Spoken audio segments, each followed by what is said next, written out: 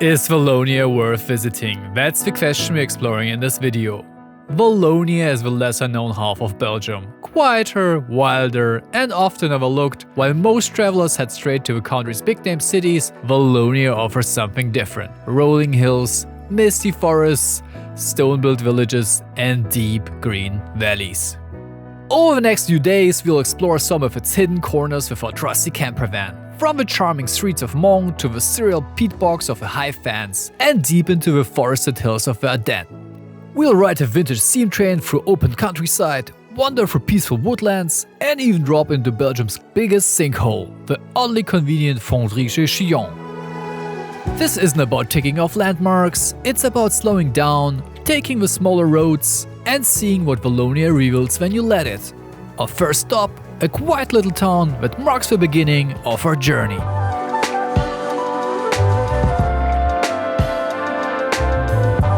Malmedy has a strange energy, laid back but also kind of refined. It's tucked away in the Ardennes, with narrow streets, rows of brick houses, and a surprising grand cathedral for a town of its size.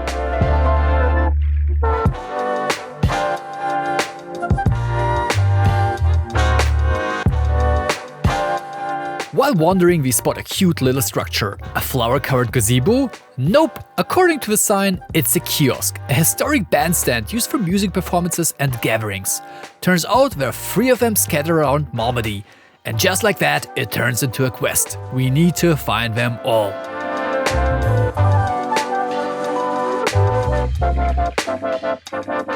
Later we find out we're not the only ones obsessed. There's an entire French site called Kiosk du Monde that documents these kind of bandstands across the globe. Yes, really, people are deeply into kiosks. And pretty quickly we track down kiosk number 2, built in 1934 for a local music society. As we continue our search for a final kiosk, Malmedy reveals another sight. Unexpected bursts of gourmet energy. Praline shops tempt with rich chocolates, artisan butchers offer perfectly cured meats, and cozy cafes serve fresh pastries begging to be devoured. But I'm a simpler animal, craving something flaky, buttery, and French. Recently we've been actually to France and especially Paris, and I've had a couple of patisseries there to try out the croissants, so I'm actually looking forward to try out this one because this is actually the French-speaking part of Belgium, and in this little town there are like 3 or 4 patisseries or boulangeries, so I'm looking forward to this.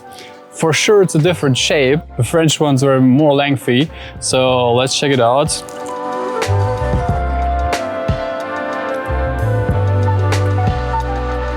Honestly, it's a little bit dry.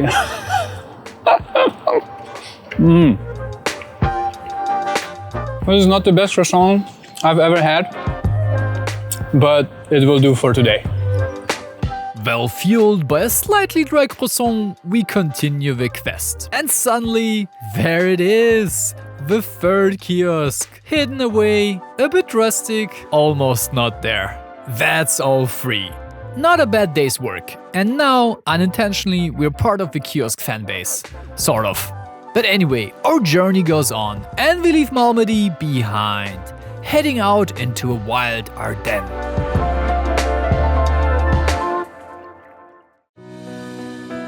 After winding our way up and gaining quite a bit of elevation, we reach our next stop, the High Fens National Park, the largest and oldest nature reserve in Belgium's Ardennes. It's a unique place on a 600-meter high plateau, full of bogs, moors, and swamps, you know, the good stuff. I've never seen a landscape like this before, so I'm pretty excited. We pick a trail that's supposed to lead through a peat bog, but honestly, we have no idea what to expect. I'm bracing for stinky, muddy, dangerous waters. Thanks media for convincing me swamps are basically death traps. But instead, we find a fairy tale path, with a dark forest on one side and flowers and berries on the other. As the forest ends and the path opens up, we step into a field that's technically not grass. This is the bog, but it's nothing like I imagined. Maybe it's dry season because there are no stinky puddles. Everything feels fresh, so we keep going on the boardwalk.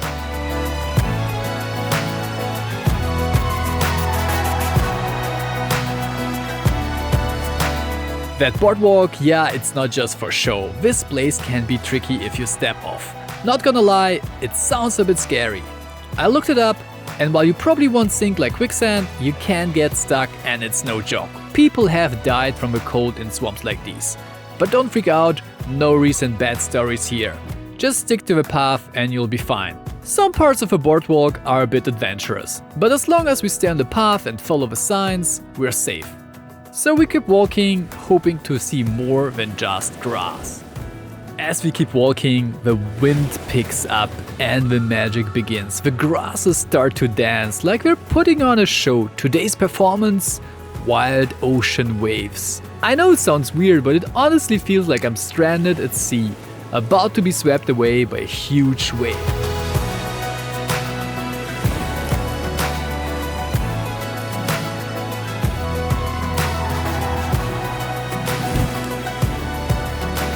Remember how I mentioned danger earlier? Well, some of it is right ahead. A fire in 2011 devastated this landscape, burning down a quarter of a park.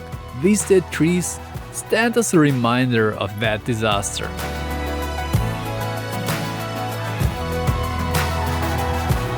Many people come here at golden hour to catch a soft light and sharp contrasts, a quiet reminder of nature's resilience. But we are here in bright daylight, and that has its own kind of magic too.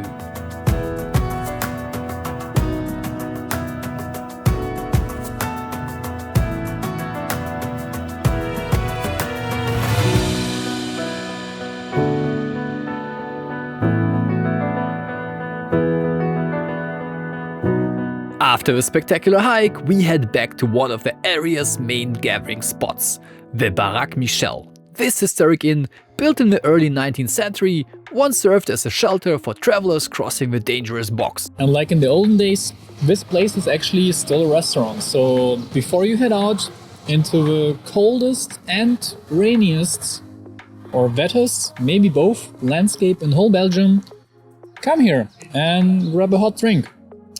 Just be careful, don't come on Monday, Tuesday and Wednesday, it's closed there. But also, don't come around right now, because it's temporarily closed and we had to prepare the drink ourselves.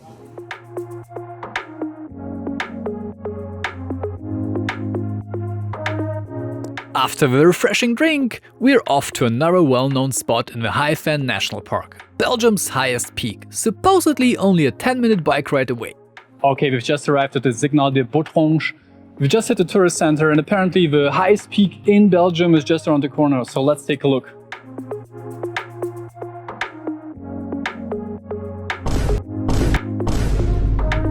Huh, didn't expect that. Okay, I'll admit it, it's a plateau, not a mountain, so don't expect dramatic peaks.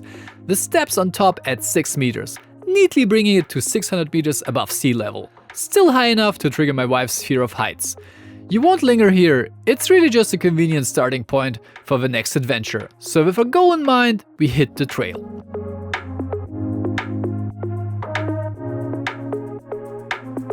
The hike leads through heathlands and forests towards Viroin waterfall, Belgium's second highest. But don't get too excited, I have a complicated history of waterfalls, more on that in a moment. Heathlands are like box, but with more flowers. Those purple and pink blooms are heather, but there's a general explosion of color all around. Then I spot cotton grass, which usually grows in box, not heathlands. So maybe we're walking through both at once? Honestly, I'm not sure. But the scenery looks beautiful. This spot really invites you to slow down and take it all in.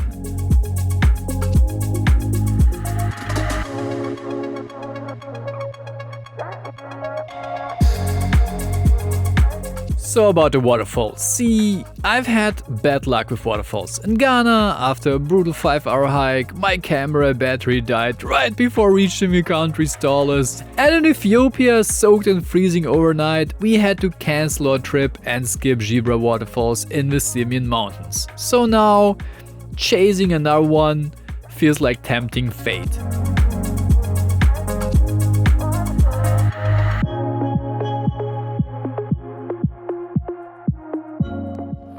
Yeah, and we actually finally reached it. This is the creek that's gonna create the huge cascade, a huge waterfall. You can see here the small beginnings, and hopefully it will build up into something greater. We are close now. The creek has been in view for a while. Its deep rusty red color coming from the minerals and iron washing down from the upper box. It looks strangely alien. I'm nervous, but my battery is still full. What could possibly go wrong?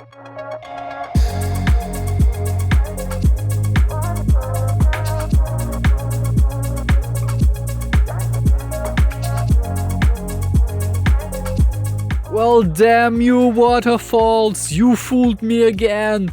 Bayonne is the most seasonal waterfall in Belgium. In summer, this 9-meter drop barely trickles thanks to low bog runoff and little rain. But all is not lost. Just above the main fall, there's a peaceful, hidden spot tucked behind a narrow passage. And for a while, it's all mine.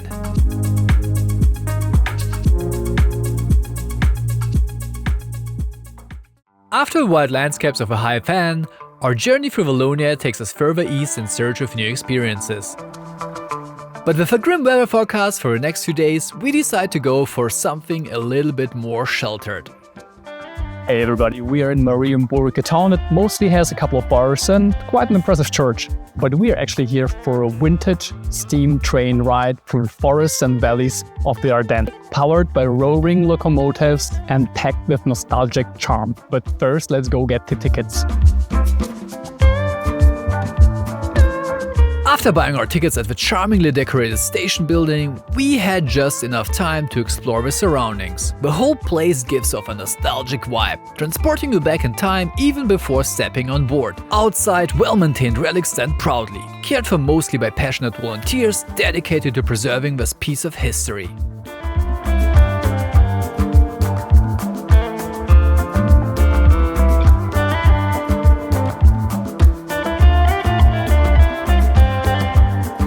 Then it's time to board the train and start a ride. With each whistle and puff of steam from the engine, excitement builds. And the little journey begins.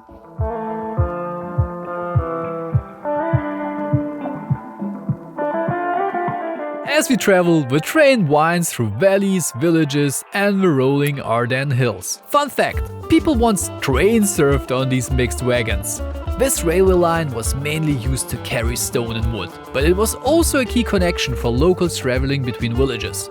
Today, a dedicated team of volunteers running vintage steam trains and sharing that old world charm. Seeing their passion really adds to the experience. It's more than just a ride, it's a journey back in time.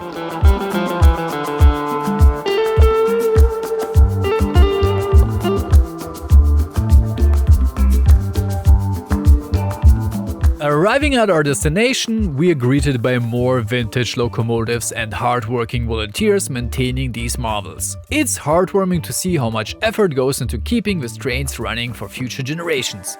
Kids get to climb aboard and even touch the engines, and you can see their excitement. After admiring the sights, all what's left is the return trip. Same valleys, same villages, equally impressive. As we arrive, I notice that the little engine that could, Jacqueline, has left a lasting impression on me and on my clothes. With the weather being on our side again, we decide to visit one of close-by wonders, Belgium's Grand Canyon. We are reaching our next stop, Fondry-des-Chions, and it's as easy as driving right up to it. The parking spot is only 5 minutes away. This is Belgium's biggest gorge, which is saying something, because it's only 100 meters long and 20 meters deep. Because it's so compact, it practically invites you to take it all in from a single perfect viewpoint. Down below, people wander through the shrubbery, giving you a nice sense of scale.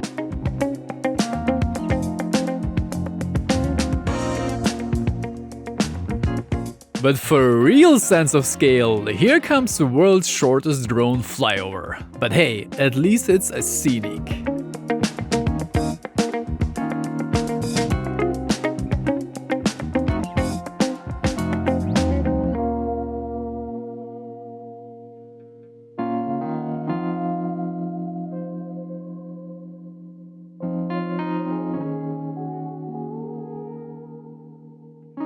Then it's time to head down, and the terrain is surprisingly varied. Thick shrubbery, tight rock walls, and unreachable little paths make me wonder if I'm trapped in a labyrinth. It's clearly a hit with Boy Scouts and summer camps. And I get it, it's basically a natural adventure playground. Climbing up and down a sunken landscape like this, that's every kid's dream. Fonderie de Chillon was beautiful, but way too easy to reach, so we went looking for something more off the beaten track. First, across a few farmers' fields, then through a small, peaceful forest, dappled with sunlight. When we finally reached the cave entrance, it was obvious this place doesn't get many visitors. The trail was overgrown with thorny blackberry bushes, and thick spiderwebs hinted we might be the first guests in ages. Honestly, I like this cave a lot. It feels like a true hidden gem, quiet, raw and untouched. There's something rewarding about fighting your way through nature to reach a place like this. No signs, no crowds, no YouTube guides, just you, wild, and the thrill of discovery.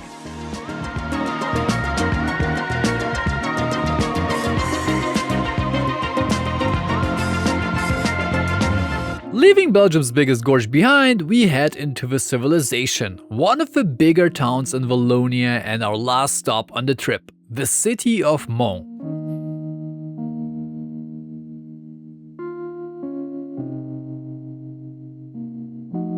And we have arrived at our final destination here in Wallonia, in the city of Mons. This little Belgian city punches way above its weight when it comes to culture, history and architecture.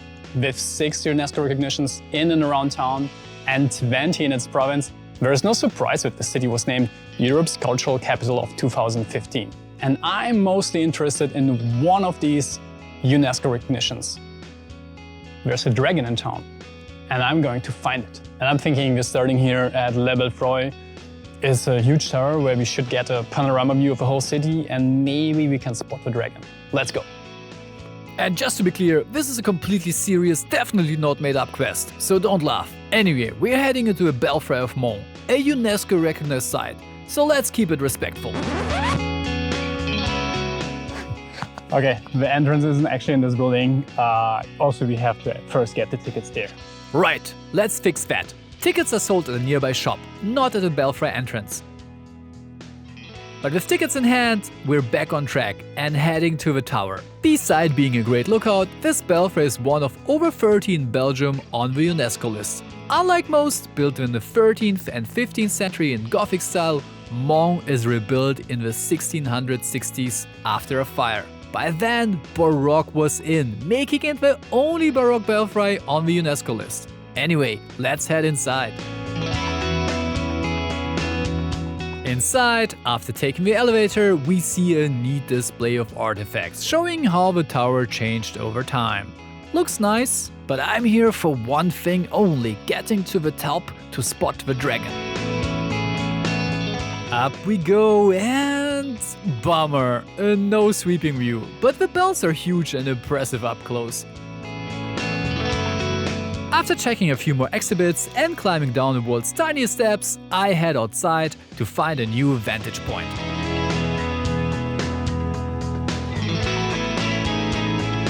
I spot a huge cathedral and decide to head there, because if I can't spot the dragon from up high, maybe it's hiding inside a massive building. The Collegiate Church of St. Waltraud is a fine example of Brabantine Gothic from the 15th century.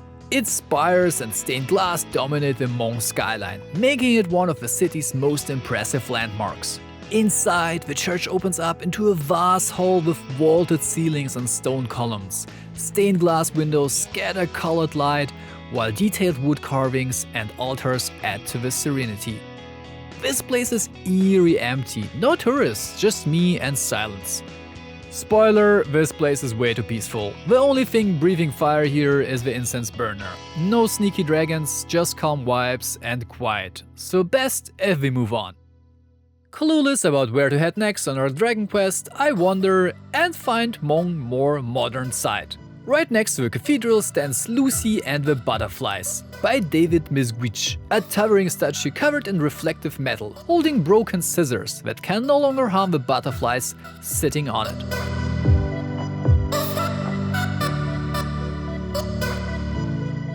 A few steps further down and wait, what is this? A spaceship? An alien structure?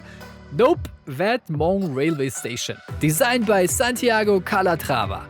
The station looks mostly white, with sweeping rib-like arches and a sculptural shape that belongs in a sci-fi movie. Huge, clean and oddly elegant, next to the medieval center. After this otherworldly detour, I push one last time for a dragon sighting. Next stop, a secret garden just behind Mons main square. The Grand Place is the city's heart, a wide cobbled square lined with 15th to 18th century buildings, busy cafes and the Grand City Hall. Every Trinity weekend it hosts Les Doudous, Mons UNESCO recognized festival where Saint George fights a dragon in wild medieval tradition. Then the festival isn't on, this square is Mons living room. Coffee by day, drinks by night, the cobblestone carrying centuries of stories, and maybe the odd dragon claw mark. But we're here for the Mayor's Garden, a quiet retreat just steps from a busy square. If I were a dragon, this would be the perfect hiding spot between Doudou battles. Peaceful, leafy, and tucked away.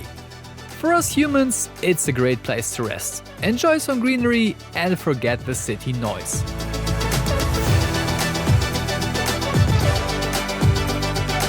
So the dragon's not here. Guess it's just ridiculously good at hide and seek. Time to change tactics. Unleash the full explorer mode. The streets of Mons are calling, and if the dragon isn't in the obvious spots, maybe it's hiding in plain sight. And wow, who needs museums when your whole city is a canvas? Mons is packed with street art. Massive, colorful murals swallow entire building facades. Tiny, intricate stencils hide near the ground where you'd almost miss them. Sculptures seem to sprout from walls and street corners like the city is secretly alive. You turn a corner, bam! A giant face smiling at you. Glance down an alley, there's a witty little stencil that feels like an inside joke between you and the artist.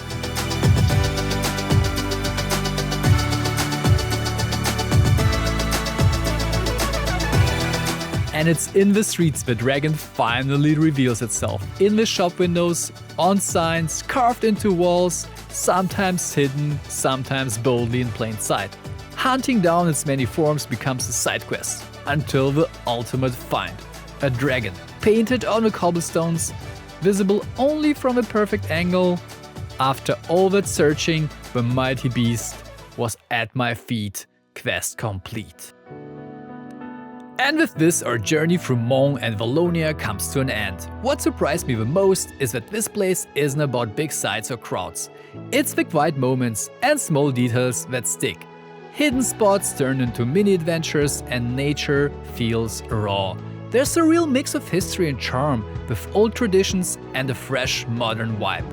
If you want a quieter, more honest side of Belgium, full of stories, surprises and adventure, Wallonia's it. Thanks for tagging along. Hope you got a taste of what makes this place special.